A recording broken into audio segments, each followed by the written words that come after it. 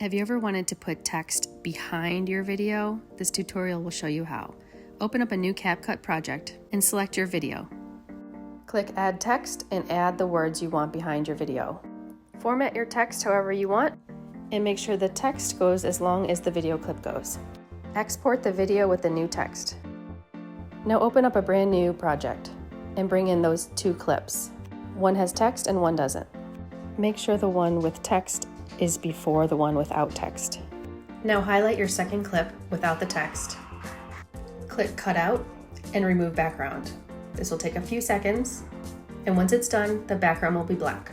With this clip still highlighted, click Overlay. It will move it to the bottom and then drag it all the way underneath the other clip.